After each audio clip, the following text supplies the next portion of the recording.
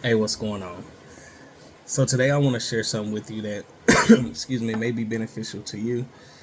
Could just be beneficial to me. I am working on a writing, and coming across this chapter has been a bit difficult because there are some things that I personally have went through before, and so going through writing this was a bit tough to just kind of gather the words together, kind of put my feelings aside, and make sure that I was putting in knowledge and information that could help someone. So today I want to talk about how important it is to forgive people, right? And what that looks like. Like, what are those steps? Talk about some of the challenges. And this can be applied if someone just broke your trust. They just did something wrong to you. Maybe they cheated on you in a relationship. But I hope this helps. So, uh, the first thing that I want you to realize that forgiving someone can be challenging. It can be complex. It's deeply personal, and it is a process. So anyone that's telling you otherwise to try to get through that process without you properly going through the steps that are necessary, they're steering you in the wrong direction. Because we have to be honest with ourselves, right? Breaking of trust, you're having your feelings hurt, having someone lie to you. Those are all things that are very, very hurtful. So you want to get through them in the right way. So the first step that I've noticed is that's big is acknowledging your feelings. Allow yourself to go through that full range of emotion, right? And that could be anything like that feeling of betrayal, anger, sadness, maybe a bit of confusion.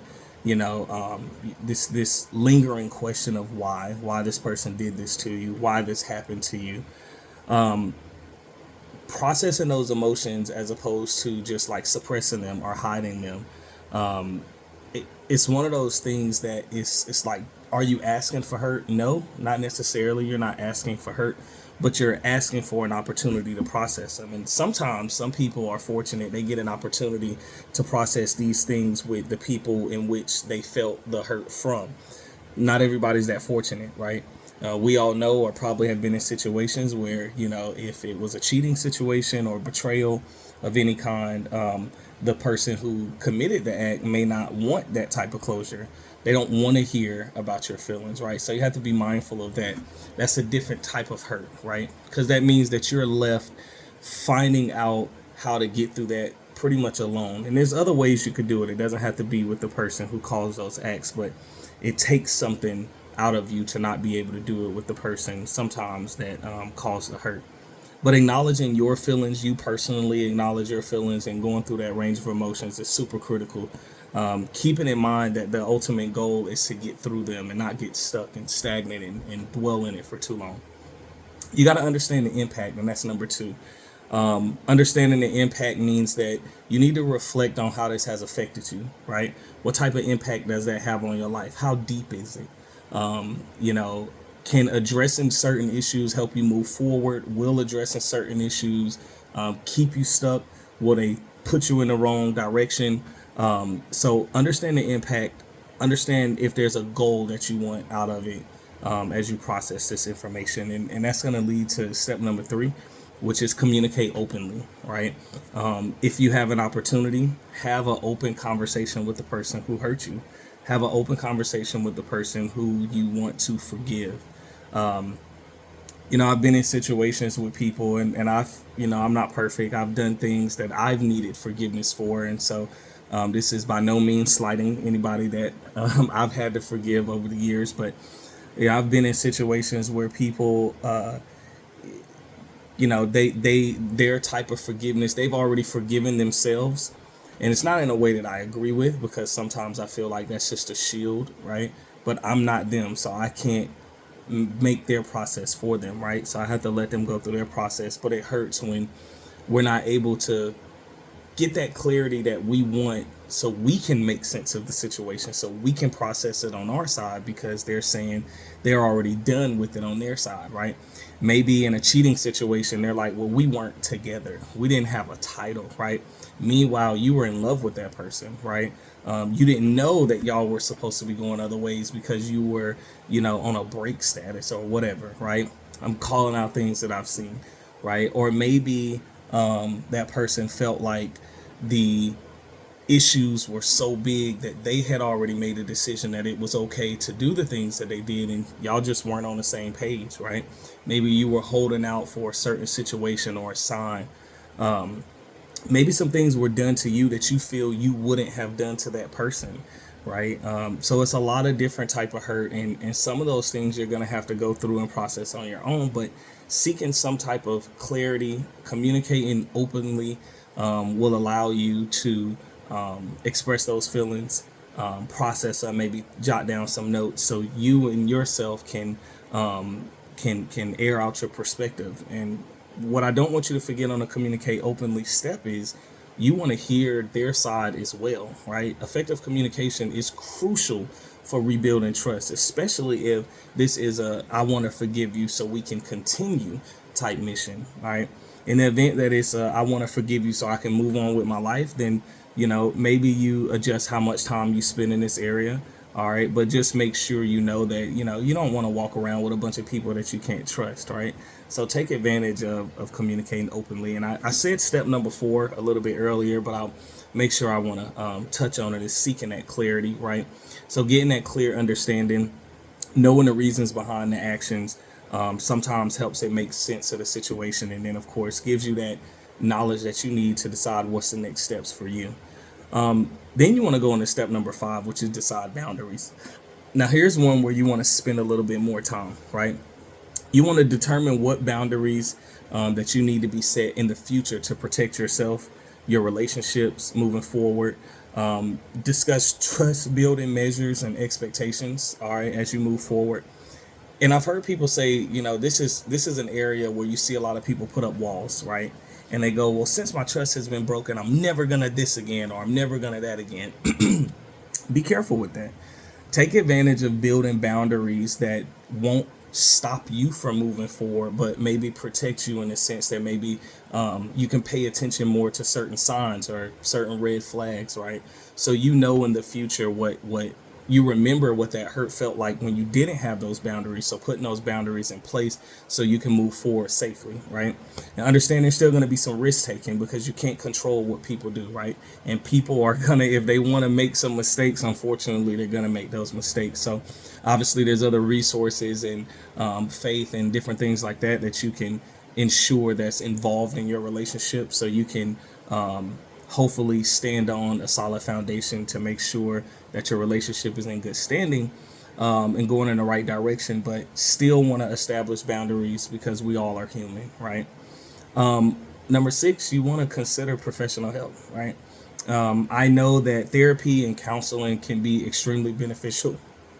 I know that talking to mentors and friends and people who have something in common with you, right, or people who have been through a similar situation can be critical towards giving you a little bit of advice on how to get through that situation, right?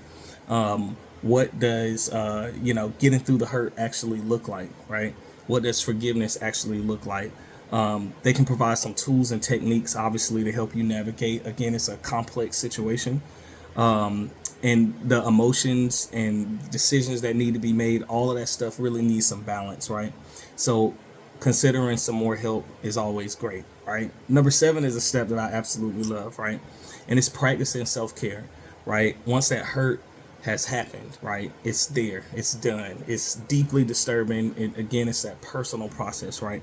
So now you want to engage in some activities that are going to help bring you joy and peace, right?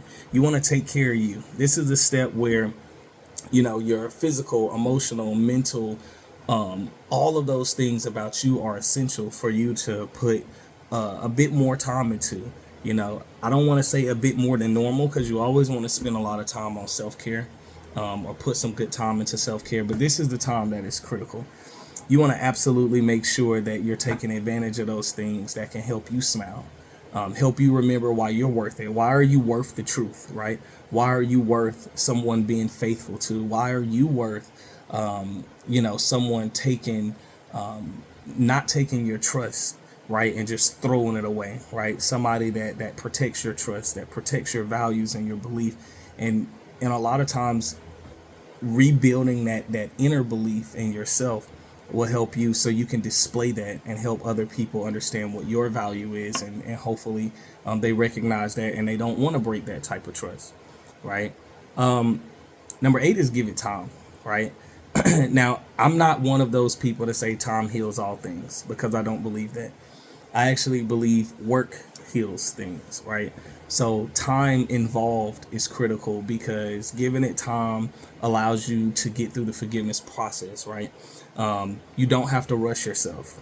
And I know for me, I know when I was going through a tough time, that was one thing that was common amongst the conversations that I was having was, you don't have to forgive now. You don't have to make a decision now. And shout out to you know who you are, who helped me get through those times, and that was your famous sentence, right?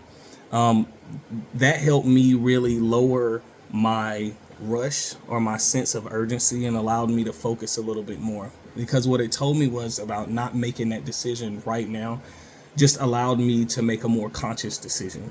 It allowed me to not necessarily condone bad behavior or react with negative behavior, but it helped me let go of a lot of the bitterness that I felt. It helped me let go of some of the resentment and the different things that were weighing me down in that space. And what it allowed me to do was process, what I need this to look like. What do I need this process to look like? And again, gain access to those resources and those tools that could help me, so I can understand better what I was going through. So I can maybe not get every single piece of the puzzle, or why it happened to me, or why I thought this and maybe they thought that, but allowed me to kind of do more thinking, to jot down my thoughts, put in a lot of that clear communication if it was available, seeking clarity, practicing self-care. It allowed me to follow those previous steps, so I was ready, and of course, giving me the time that I needed. That time took me to step number 9, and that was choosing forgiveness. Once I felt I was ready to make that decision, it was time for me to implement my strategies of what that looks like, right? Choosing forgiveness allows you to go to step number 10, which runs right into rebuilding trust, right? If you choose to stay in that relationship, or if you choose to rebuild that friendship, or wherever that trust was broken, you want to work together. You want to do it in a space of, now I've forgiven, and these are the things that I did to get here, to what does forgiveness look like for that other person, right? How do they feel like they may have been wronged, right? And what things you can do to assist them with those areas, so that way moving forward, you all recognize each other's value, and you don't hurt each other in that space again. Rebuilding trust with both people can help involve consistent communication, open communication, honest, and you can make a commitment to your newly reformed relationship. And the last thing, step number 11, is going to be move forward. Once you work through your feelings and you've taken all the necessary steps and tools to address the betrayal, you want to focus on the future. If you choose to stay together or whether to part ways, you want to do it with a sense of peace and closure. And I completely understand not everybody gets an opportunity to reach that closure word, right? But if you can reach closure, it's a beautiful thing. It causes a different level of peace. And if you can't get closure with the person, then you have to find a way to get closure within yourself, so you can ensure that you're not dwelling on it and it's not keeping you from moving forward, and you're not putting up walls that will help you miss out on an opportunity where someone that does value you, again, friend, girlfriend, boyfriend, they can't come in and offer you that sense of peace, right? That sense of safety, that sense of knowing that they don't plan on breaking your trust, right? They don't plan on having to come back over and over and ask for forgiveness, right? And sometimes it lingers a little bit. Sometimes it hurt. I know for me, it was a very tough situation way back when, and it took me a long time, and it kept popping up in my mind, like, right, those questions of why, right? And I didn't get a lot from the person where the hurt came from, right? Because they were at a different point. They were okay with what was done. They had already answered their own questions as to giving themselves something to hide behind, right? And it wasn't really enough. There wasn't a space for me to inject my opinion to say that's wrong. So I had to find a way to move past that and allow them to be who they are, and accept what they did, and figure out who I was and what that value meant to me, and how I could move forward. And once you open that up and put your attention where it belongs, you can focus on your new blessings. So hopefully this helps. Just wanted to give a couple steps while I'm writing, and talk about forgiveness, and how the challenges that you face.